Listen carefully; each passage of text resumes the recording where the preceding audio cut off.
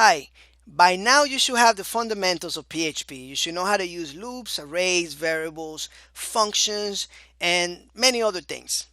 Now we need to get into serious business. PHP was meant to be used for the web. For that reason, we need to be able to collect information from users to do different things with it. Now, PHP has a couple ways of doing that. We have forms. The user can go to a form, put their name, their subject line or message, submit the form, and then we use PHP to process that, right?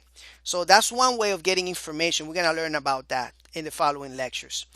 There is another way called the URL or links. Well, they're not called the URL links, but we can get information via URL, all right, in your browser. So for example, if the user clicks on the link, we send some information via the URL to the server, and then we process that information. I'm going to show you how to use that in a minute. We also get information via cookies. You have cookies in your browsers, and those cookies get transferred into the server, and then we can do all the things with it when it gets to the server. All right.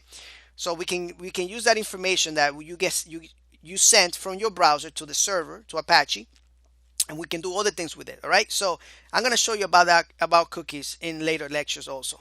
Another way of getting information from users is using sessions, and sessions work very close with cookies. As a matter of fact, they work with cookies.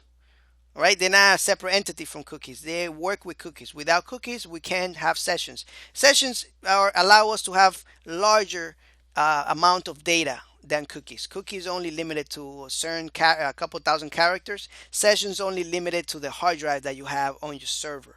So we can get more data in sessions and use it relating to users. But anyway, this section is going to be awesome. You're going to love it. We're going to get into very serious business here. So pay very close attention. And again, congratulations for making it this far. You're awesome. Take care.